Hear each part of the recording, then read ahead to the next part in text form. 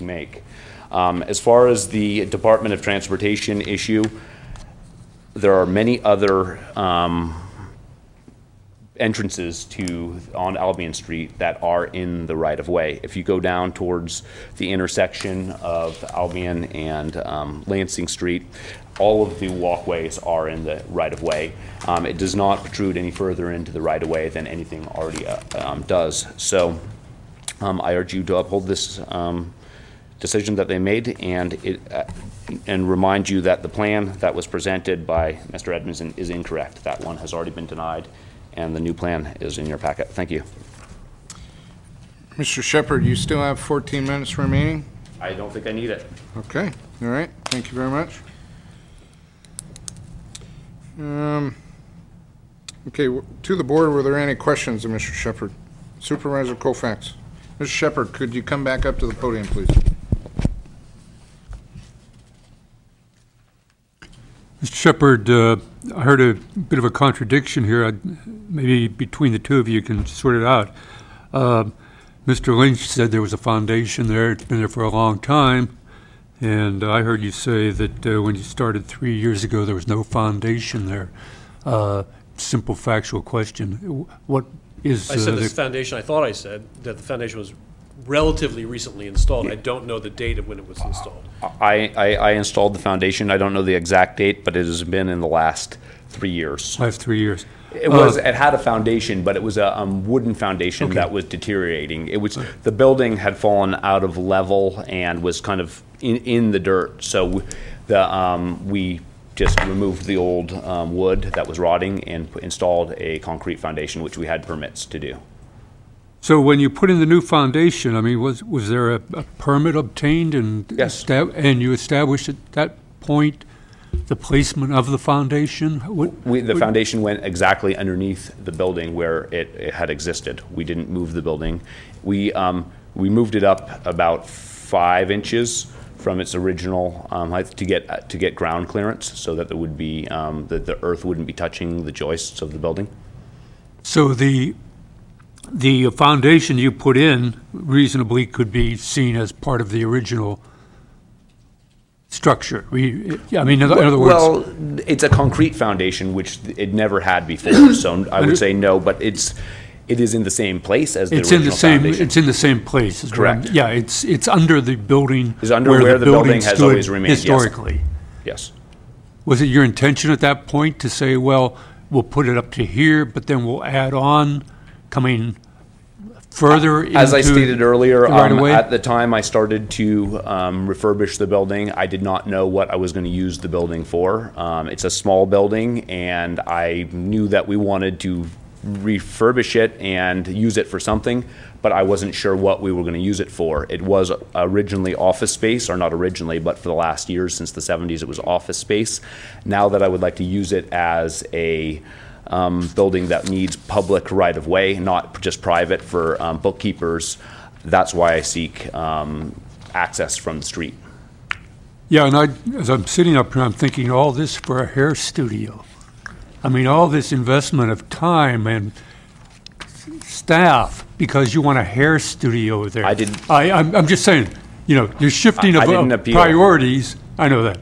But your shifting of priorities here seem to be almost so trivial as to be beneath the worth of the attention of this body. I mean, I understand what you're saying, but if your argument here is of that order, I'd like to hear why the hair studio is so much more demanding of this extension into the right-of-way than this office, which it traditionally, or at least recently, was. I did not appeal this project. I went to the Historical Review Board in November of last year and hoped to have this project be a simple building of a porch, and it has snowballed. I did not bring this before you, Mr. Edmondson. I'm sorry, if I'm saying the whole concept here, the whole issue. Well, it's a very beautiful historic building, and I think taking the time and energy to restore it correctly, it will take whatever time it takes. But the decking you're putting on, the porch, the railing, will be, is it not will refer, historical. that is the original entrance to this building, as you can see in the picture. It's the entrance, but it's not the decking, is it?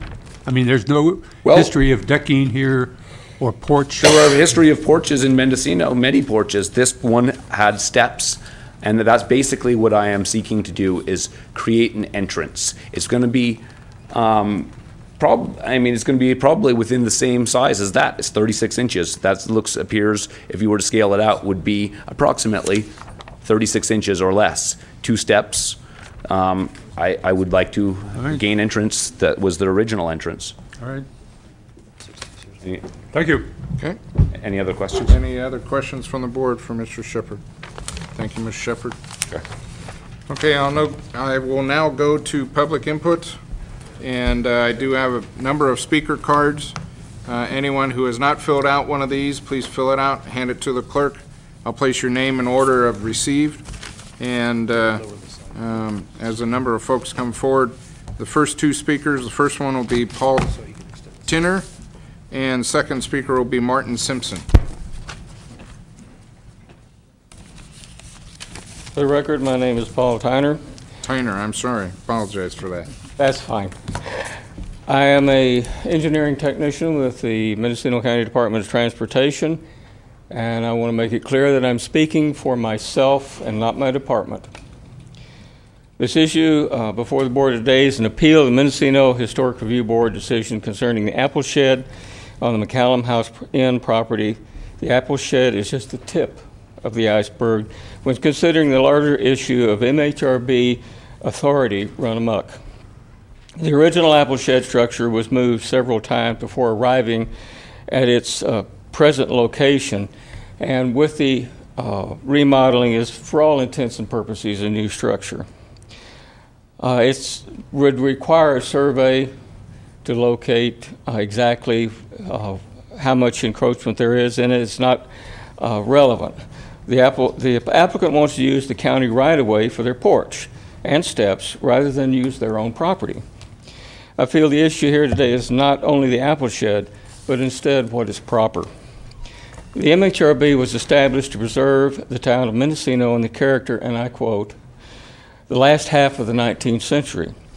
The Board of Supervisors that established MHRB went on to say that the board finds a historical preservation district is needed to preserve the architectural and character of this community. It further finds that the preservation of many buildings representative of early Northern California architecture within the town of Mendocino is essential to the economic and cultural development of Mendocino and to the economy of the town and the county, which is in large measure based on tourism and visitors who have been attracted to the town in substantial numbers, unquote. The town of Mendocino is a tourist attraction, kind of like Disneyland or Knott's Berry Farm. Not really a truly historical or period representation.